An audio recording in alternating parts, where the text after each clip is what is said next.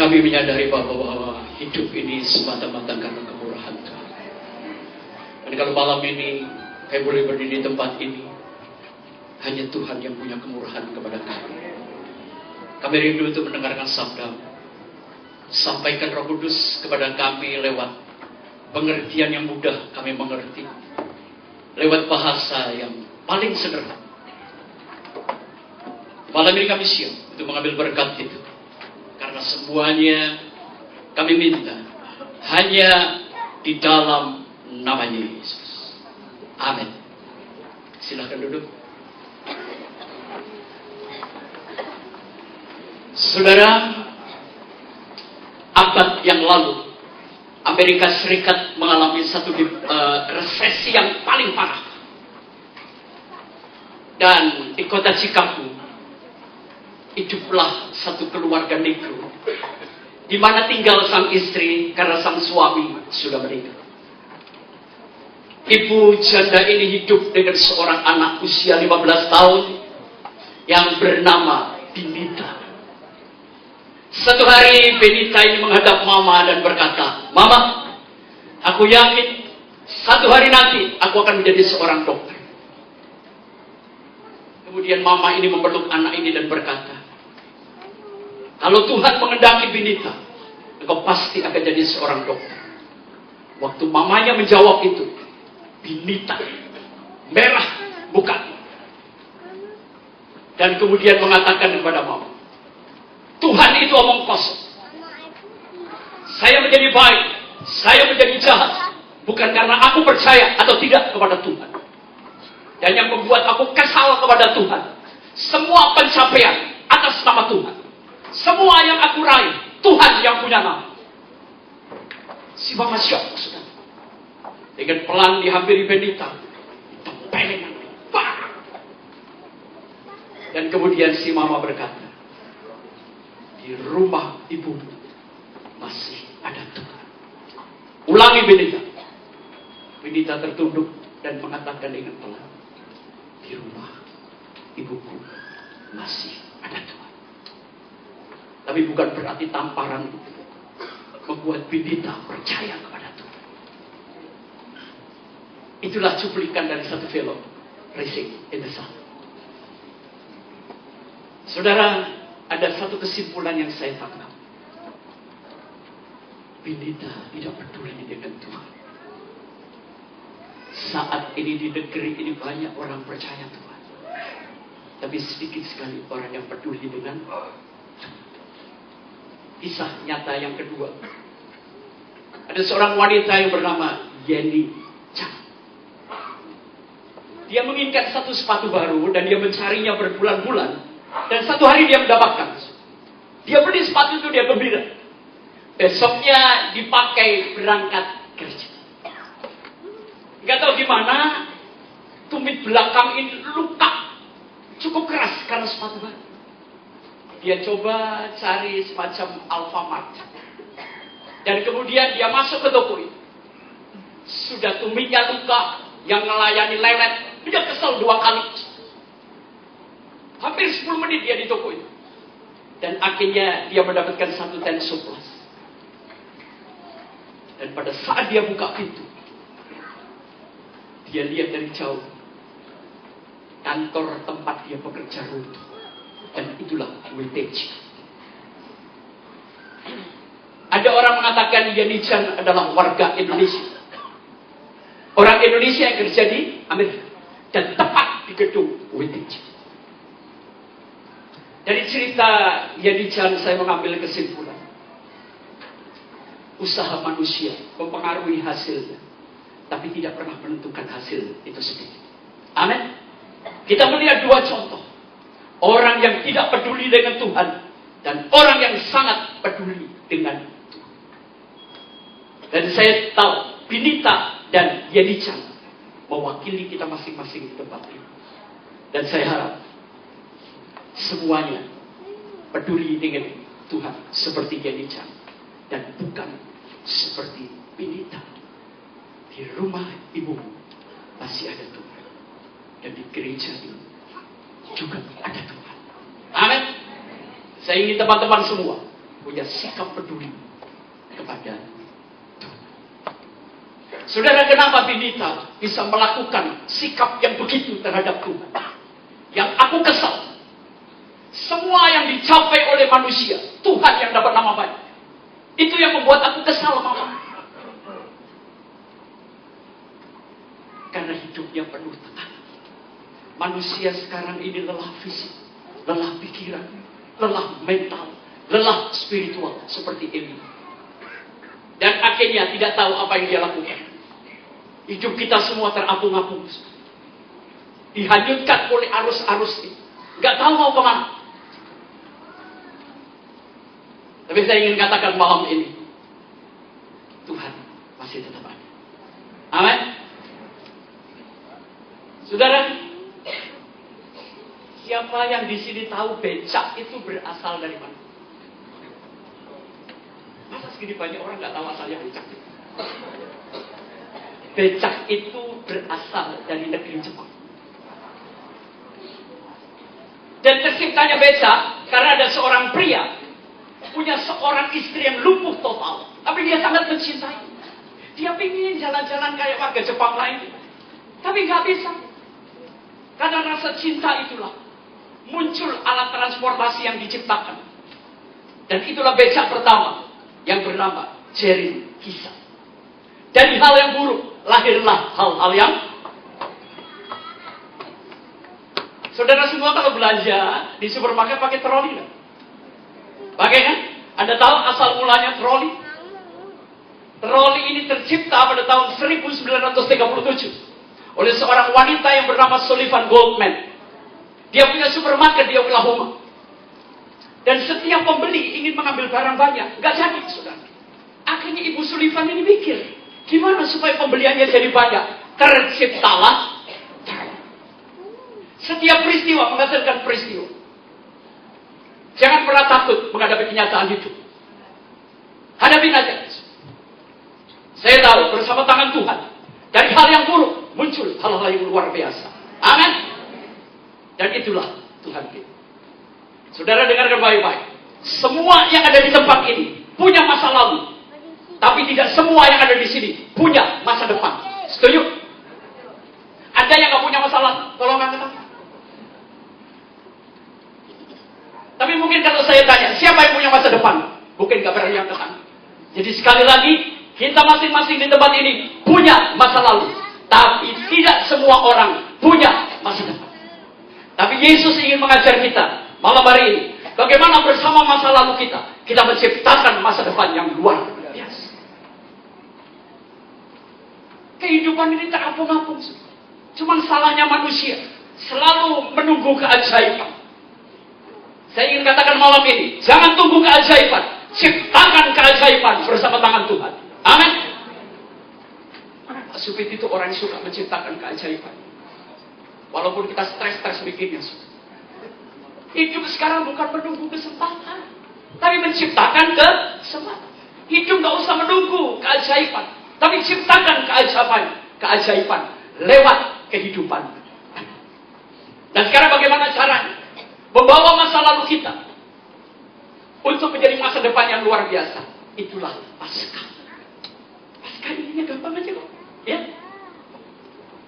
Sekali lagi, semua orang punya masa lalu, tapi tidak semua orang punya masa depan. Tapi malam ini, lewat Paskah Tuhan ingin menjelaskan bagaimana bersama masa lalu kita menciptakan masa depan yang luar biasa. Lebih baik, supaya saya jangan lupa, kita bangkit berdiri dulu. Kita baca ayatnya, ya. Kisah Rasul pasal yang pertama. Kisah Rasul pasal yang pertama. Ayat 9 sampai 12. Kisah Rasul pasal yang pertama, ayat 9 sampai 12. Sesudah ia mengatakan demikian, terangkatlah ia disaksikan oleh mereka, dan awan menutupinya dari pandangan mereka. Ketika mereka sedang menatap ke langit, waktu ia naik itu, tiba-tiba berdirilah dua orang berpakaian putih dekat mereka. Dan berkata kepada mereka, "Hai orang-orang Galilea, mengapakah kamu berdiri melihat ke langit? Yesus ini yang terangkat ke surga, meninggalkan kamu, akan datang kembali dengan cara yang sama, seperti kamu melihat dia naik ke surga." Yang terakhir, maka kembalilah rasul-rasul itu ke Yerusalem dari bukit yang disebut Bukit Zaitun, yang hanya seperjalanan sabat jauhnya dari Yerusalem. Amin. Silakan duduk. Saudara, minggu kemarin ada jutaan orang Kristen merayakan Paskah. Tapi mungkin sangat sedikit orang Kristen punya pengalaman Paskah. Paskah itu adalah sebuah peristiwa yang harus dialami oleh setiap manusia. Saudara, setelah Yesus bangkit, dia kemana, saudara? Emang jalan-jalan? Pecenongan enggak? Dia naik ke antara impact dan image itu beda. Saudara berdandan bawa Alkitab. Saudara membangun image bahwa saya orang Kristen sedang jalan ke gereja. Tapi yang menjadi masalah, apakah image Anda menimbulkan impact yang cocok dengan image Anda? Permasalahannya cuma di situ, saudara. Ya, jadi antara image dan impact itu harus setara. Saudara, cerita Tuhan Yesus sederhana aja. Saya mau tanya, waktu Paskah Yesus bangkit, ya, tubuhnya itu kira-kira dari apa, saudara? Tubuhnya dari apa? Ada yang bisa menjawab? Sebetulnya kalau usah sulit-sulit, jawabannya ada di Alkitab. Tubuh kemuliaan. Saya nggak tahu bentuknya apa. Cuma anehnya, waktu saya membaca ayat itu, kenapa tubuh kemuliaan kok tetap ada cacat? Kalau seandainya saya jadi Tuhan, saya nggak mau punya tubuh kemuliaan, tapi ada cacat. Tos, tusukkan jarimu di sini. Tos, tusukkan jarimu di lambungmu. Saya mencoba memahami pemikiran Tuhan. Walaupun saya nggak nyampe, saudara pasti nggak nyampe. Kenapa tubuh kemuliaan kok punya cacat? Ya, nanti ini simpan dulu di kepala kita supaya jawabnya bareng. Ntar kalau saya jawab satu-satu, khotbah saya kepanjangan. Saya cuma punya waktu 20 sampai 25. Nah, waktu Yesus terangkat ke surga, saudara, siapapun mau jenderal mau presiden, kalau loncat pasti jatuh lagi, oke? Ada orang loncat kagak jatuh? Oh, kagak loncat aja jatuh kok. Kenapa manusia loncat harus jatuh lagi? Karena ada gravitasi bumi. Dan Yesus mengalahkan kekuatan bumi. Gravitasi itu membuat kita nggak bisa naik, saudara. Gravitasi itu bentuknya keterikatan, egoisme, kebencian, macam-macam. Dan itulah yang membuat kita nggak bisa terbang. Saya mau tanya, enak mana? Jadi orang baik atau orang besar? Berarti nggak akan besar semua. Cuma baik aja capek. Jadi orang baik itu panggilan. Jadi orang besar itu kewajiban. Setuju? Jadi kalau Anda jadi orang baik plus jadi orang besar, hidupmu akan indah dan terhormat. Amin. Banyak orang besar nggak baik. Banyak orang baik nggak besar-besar, saudara. Kecil melulu capek. Jadi saya ingin katakan, di tempat ini saya harap teman-teman bersama saya, jadilah orang baik dan jadilah orang besar. Hidupmu akan indah dan terhormat. Setuju? Bukan saya mengejar kehormatan, enggak, saudara. Ya. Nah, waktu Yesus terangkat, murid-murid itu bengong menatap langit. Dan pada saat Yesus hilang dari pandangan, ada malaikat sampai turun. Orang rem, ngapain itu bengong? Dia udah lenyap. Setelah itu mereka balik kemana? Balik ke rumah masing. Saudara mungkin setiap hari menatap langit.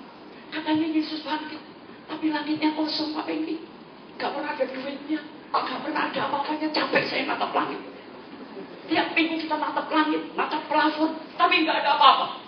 Saya ingin katakan, walaupun Anda menatap langit gak ada apa-apa, tapi tidak mengurangi Yesus bangkit dan bangkit. Amin. Bukan persoalan langitnya kosong, saudara. Jangan sampai ditegur malaikat dari sorga. Ngapain atap langit? Dan sekarang dalam tekanan hidup yang begitu sulit, tatapan orang gereja kosong semua. Ya, bengong, kakak tahu mikir apa. Sekarang natap langit, tapi kok gak ada apa-apa tuh. 7 hari 7 malam saya natap langit. Ekonomi tetap di bawah. Mama mati, gak bangkit. Anak masuk rumah sakit, gak bangkit. Saudara, Anda mau natap langit penuh bintang, Tuhan sudah bangkit. Langitnya hitam, Tuhan sudah bangkit. Amin. Jadi saya ingin katakan, hidup ini ada faktor langit. Itulah yang dialami oleh Elijah. Lain dengan Benita. Usaha saudara penting, tapi bukan yang terpenting. Usaha saudara mempengaruhi hasil pekerjaanmu, tapi tidak pernah menentukan pekerjaanmu bagaimana berhasil. Ya, jangan kesel kayak Benita. Ntar saya hebat yang dapat nama Tuhan. Ya, saya sukses ya karena Tuhan. Itulah Benita yang membuat apa itu? Saya akan tayangkan satu gambar. Ya, tolong lampu depannya bisa dimatikan. Ini yang akan kita jawab perasaan dan pikiran kita bersama-sama. Ya, yang sudah 2 hari saya tayangkan. Tolong gambar pohon kelapanya keluarin aja.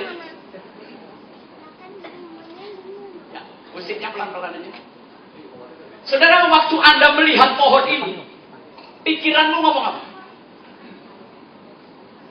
Perasaanmu ngomong apa? Kita semua berkata, wih gila, keren banget kelapa. Kita terkagum-kagum, saudara. Tapi apakah kelapanya terkagum-kagum dengan dirinya? Ya saya nggak pernah bisa nanya sih. Saudara, saya berjanji ingin menjawab pertanyaan ini. Ini gambar ada di pantai Meksiko. Saya punya gambar kelapa macam-macam dan sampai spiral melingkar 4 kali, tapi tetap ke atas. Ya, saya pertama mungkin bertanya, kelapa, kenapa sih bentuk hidupmu gak kayak gini, gak kayak kelapa biasa? Saya mencoba menafsirkan, mendekati kemungkinan. Mungkin dia kena potong dengan cara yang salah. Bisa, saudara. Mungkin juga kesambar petir. Ada kemungkinan. Atau mungkin kelapa ini punya penyakit. Saudara, kalau saya boleh bertanya dan kelapa ini menjawab, saya punya 1 juta alasan untuk menyerah, Pak Begi. Saya punya 1 juta alasan untuk tidak ke atas, ke bawah. Tapi kelapa ini luar biasa. Perhatikan betapa beratnya waktu di sini dia berbelok ke atas. Ada usaha, ada perjuangan. Dia menemukan pola hidupnya kembali. Semua orang punya masalah. Semua orang harus berjuang. Saudara, hidup ini gak perlu cengeng. Amin. Saudara, seandainya pohon kelapa ini lurus, apa malam ini ditonton oleh sekian banyak orang? Enggak. Justru dia menjadi terkenal. Saya tayangkan harap bengkoknya. Jujur kan, kalau kelapa ini lurus, ngapain saya tayangin? Orang kerjaan itu baik ini. Tapi dengarkan saudara, dia punya 1 juta alasan untuk menyerah. Tapi pada akhirnya kelapa ini berbuah. Hidup ini harus punya kebulatan tekad. Jangan berkata menyerah terhadap hidup ini. Orang luar biasa adalah orang yang pernah gagal, tapi dia bangkit kembali. Amin. Bangkit malam ini saudara.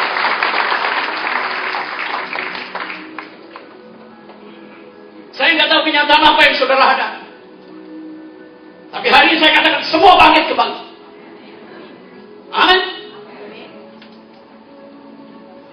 Ini faktor langit, saudara.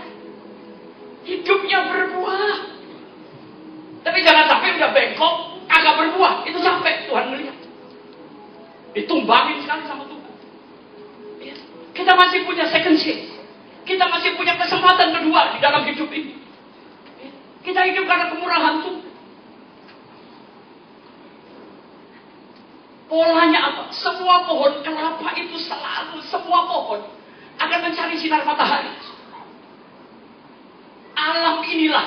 yang membantu pohon ini tegak kembali.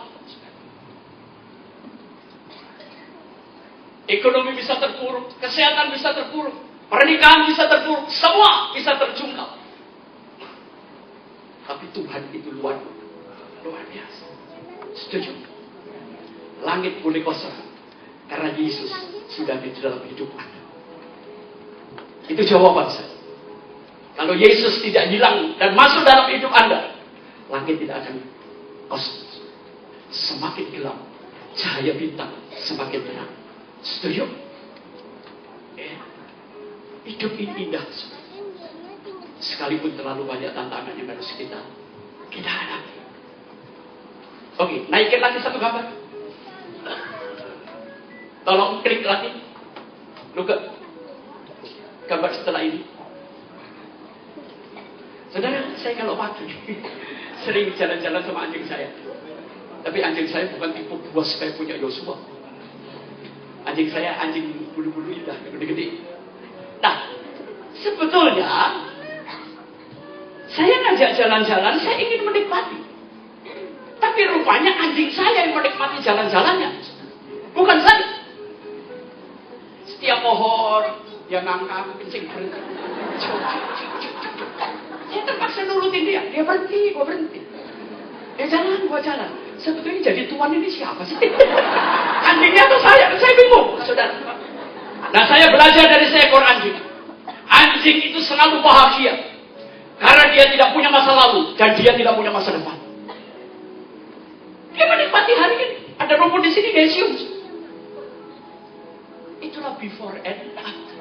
Tuhan itu sebuah kekekalan. Saudara, kenapa ya mobil itu ada spion, ada kaca depannya?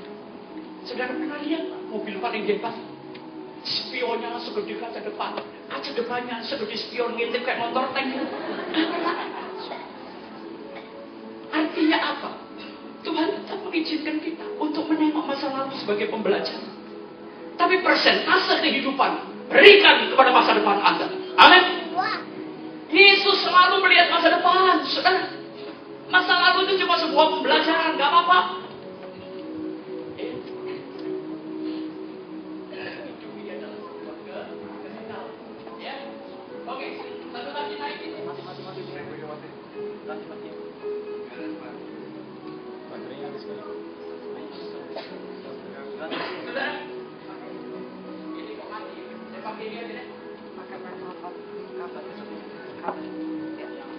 Saudara semua pernah minum teh manis?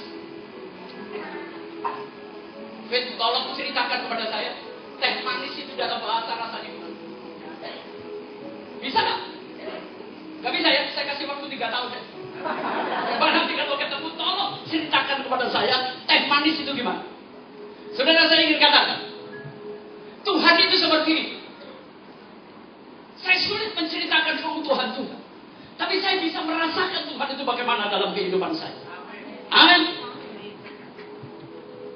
Hidup ini punya rasa, saudara. Dan saya ingin malam ini, rasa itu harus kita rubah menjadi satu wujud tindakan. Saudara bisa menjadi hari ini, karena ada invisible hand. Ada tangan yang tidak terlihat, tapi terasa. Lewat orang lain, lewat semua. Sehingga saudara dan saya menjadi orang-orang luar biasa. Amin.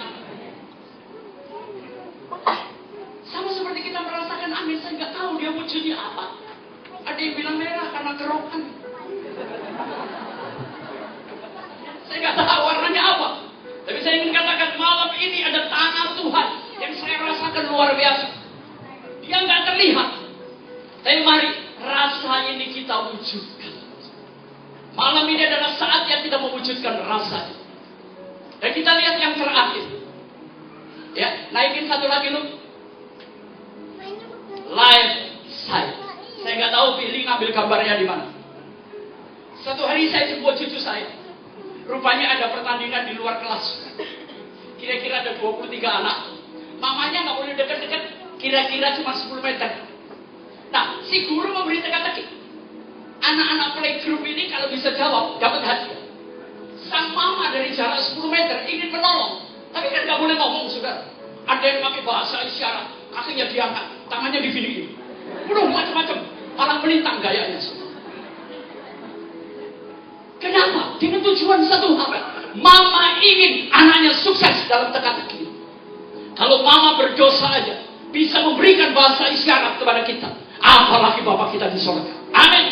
Terlalu banyak isyarat Tuhan yang Tuhan berikan dalam hidup Anda. Ada potensi, ada waktu, ada kekuatan, ada semuanya, ada semangat hidup. Malam ini mari kita membaca live saya, ya. Nanti hari Minggu saya akan jelaskan secara tuntas apa artinya live saya, bagaimana membaca isyarat-isyarat Tuhan di dalam kehidupan. Sesuatu yang luar biasa, saudara. Ya. Jadi kalau saudara nggak bisa sukses, bukan nggak bisa, saudara.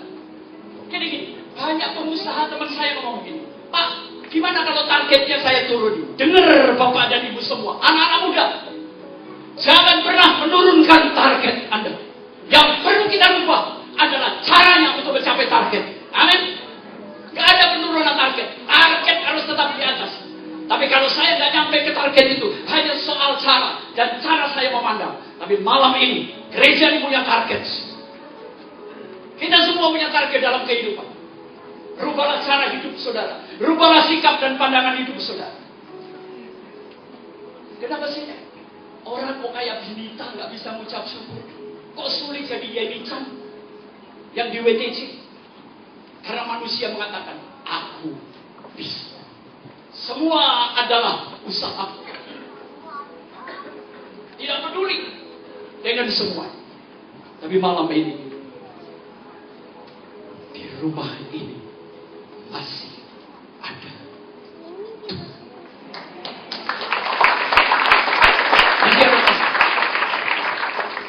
Mari malam ini saya ajak kita semua wujudkan rasa terima kasih, sehingga dengan Anda berjalan ke depan, Anda ingin mengatakan kepada orang di belakang, ikuti aku. Di rumah ini ada Tuhan. Tuhan memberkati. Amin. Saya serahkan kepada tim yang ada.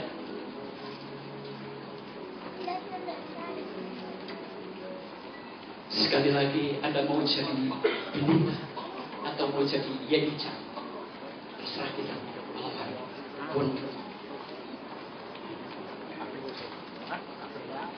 Saudara diberkati malam hari ini. Dengan tepuk tangan bagi Tuhan. Masih ada Tuhan karena Allah kita lah Allah yang kekal, saudara. Amin. Dan kita selalu punya masa depan, kita punya harapan karena Yesus telah bangkit bagi kita semua. Dengan tepuk tangan sekali lagi bagi Tuhan kita, saudara. Haleluya.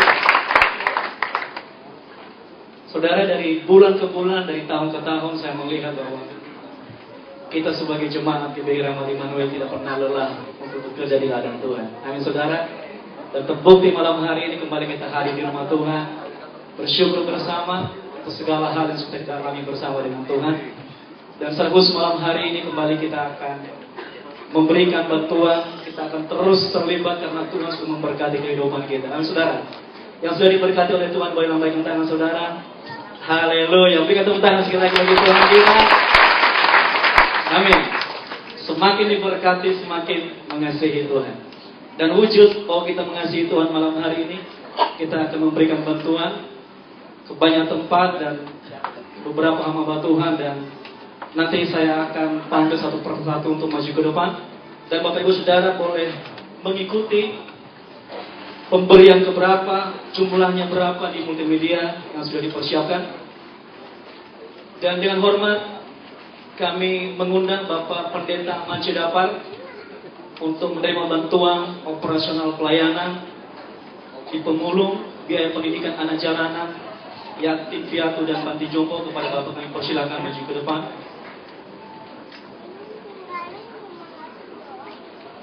Yang kedua, kami mengundang majelis pertimbangan untuk menerima bantuan operasional pelayanan.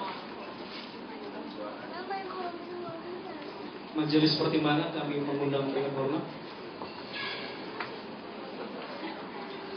Boleh maju ke depan.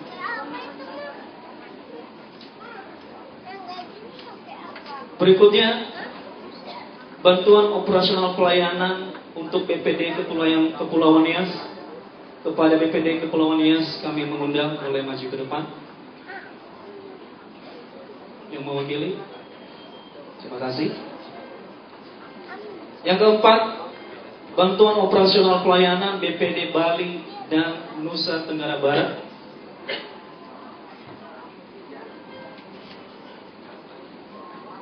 Yang kelima, bantuan biaya operasional Sekolah Tinggi Teologi Rahmat Immanuel. Kami mengundang untuk boleh maju ke depan. Yang keenam, bantuan operasional pelayanan radio REM SSK. Kepada yang menerima boleh maju ke depan. Yang ketujuh, bantuan operasional pelayanan Blessing Victory Radio. Boleh maju ke atas panggung. Oke.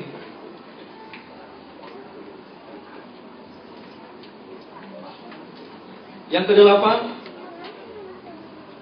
bantuan biaya operasional pelayanan Yayasan Gema Obor Studio Nasional. Terima kasih untuk kehadiran Bapak.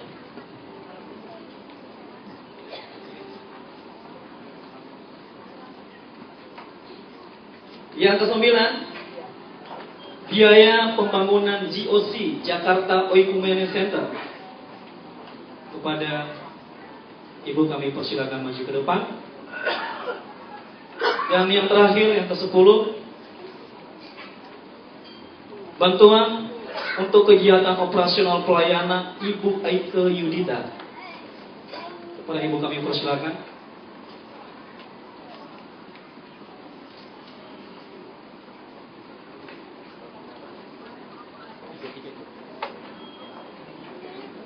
Ibu Saudara, ini bantuan yang sudah kita akan salurkan malam hari ini, dan kita percaya setiap bantuan untuk pelayanan ini benar-benar dimaksimalkan dan dipergunakan untuk kemuliaan nama Tuhan. Kita berikan tepuk tangan bagi Tuhan kita Yesus. Terima kasih untuk kehadiran Bapak Ibu Saudara.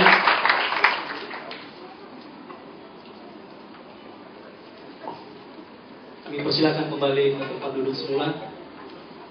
Kiranya pelayanan Bapak Ibu Saudara, Tuhan Yesus memberkati. Akan ada banyak jiwa yang akan dimenangkan bagi kemuliaan nama Tuhan.